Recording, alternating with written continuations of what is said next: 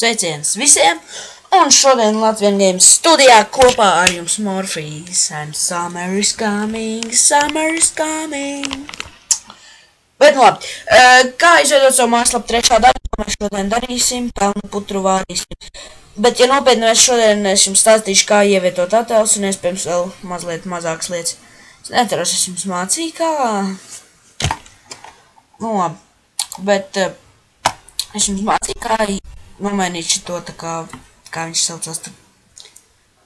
Nu, nevis adresi, bet to te augšējā lodziņā, kas mājaslapā rādās. Labi, tagad izveidojiet jaunu tekstu dokumentu, ieteicams tajā pašā mapītē, ko mēs iepriekš lietojām, un nosauciet viņu par Turcija vai jebkādā veidā citādā, kā jums vien gribās.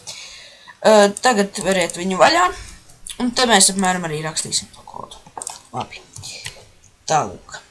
Tagad HTML un body.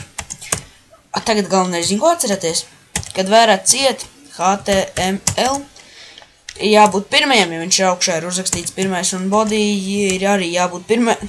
Ja tādā pašā secībā jums jāizslēdz, kā jūs atslēdzāt.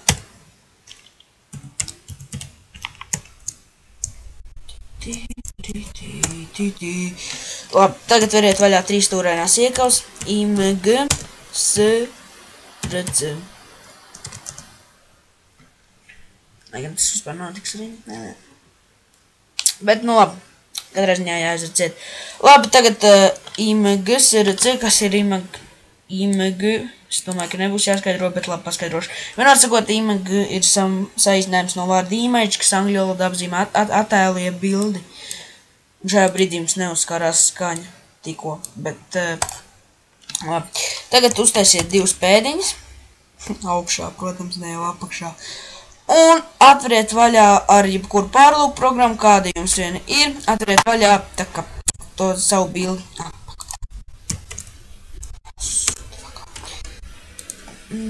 Labi. Atveriet viņu vaļā. Un nokopējiet to augšējo tā kā mājaslapas adresi šito te. Nu, mājaslapas adresi, jā.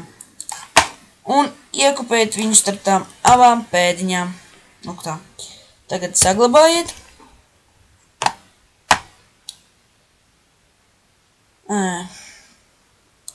Labi, tas daudz ko nemaina.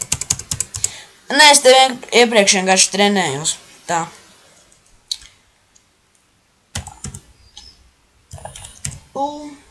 Viens. Tā viņam nosaukums. Nu jā, tas daudz ko nemaina. Attēlu 1. Jā. Un tagad saglabājiet.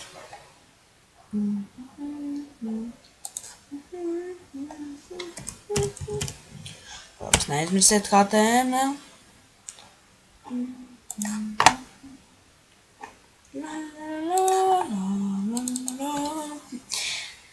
Bet jā, es iepriekš trenējos.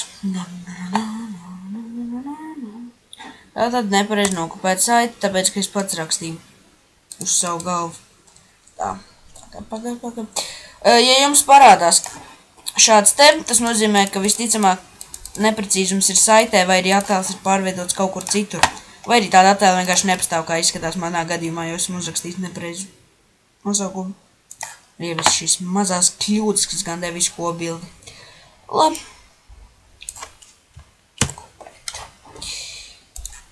Un starp šitiem abiem.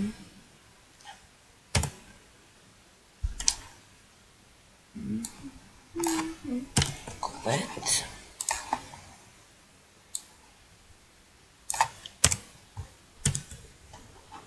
Tā.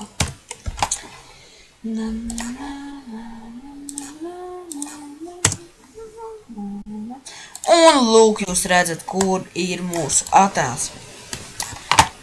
Tālāk var rakstīt visādus sūdus, tur galīgākos. Labi, sūdus nē, bet visus tos virsrakstus un citas ir baigais mēsls. Bet, būtībā tā tad var ievietot šādā veidā attēls. Labi. Apmēram to es jums šajā daļā gribēju pastāstīt.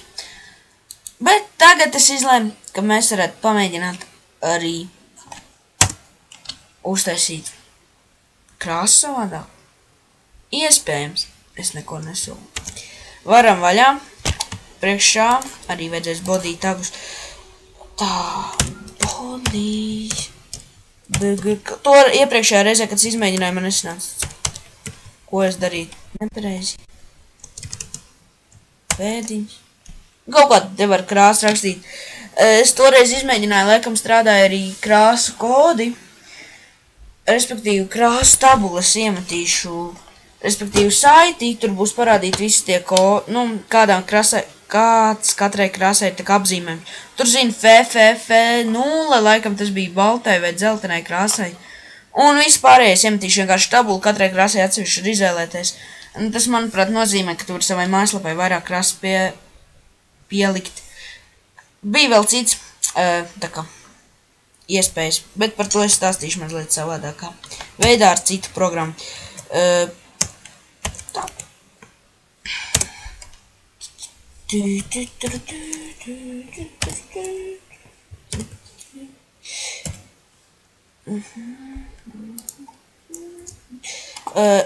Tajā programmā, ar ko es mācīšu strādāt drīzumā, viņa būs mazliet vieglāk par vienkāršo šito te.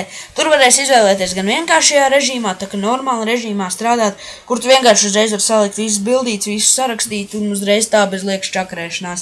Ir arī HTML režīms, un tad tur vēl ir laikam tagu režīms, kur parādās atsevišķi, ko katrs tags nozīmē. Nu, nevis nozīmē, bet kas tas pat tagu klāt rādās, piemēram, šeit tā 4 stūrīts, un kas tas pat tagu. Nu, piemēram, tad uzreiz, ja tu atver, un tad tev ir kaut kāda kļūda, tu uzreiz var saprast, tu apskaties, šitien te nav atzīmēts tags, tātad tur man ir kaut kāda kļūda. Nu, kaut kā tam līdzīgi. Un tagad šeit var pierakstīt, piemēram, kāda iedarētos. Paskatīsimies, vai strādā. Jā. Kā redzat, šis kods strādā. Es viņu iepriekš biju aizmirsis, un tagad izskatās, kā atkal atceros. Šeit var rakstīt pilnīgi jebkuru krastu, es jums tūlīt pierādīšu. Es ceru, ka visi saprot, kas bija green.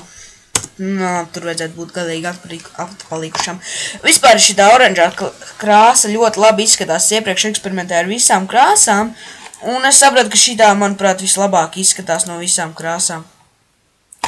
Te var arī, piemēram,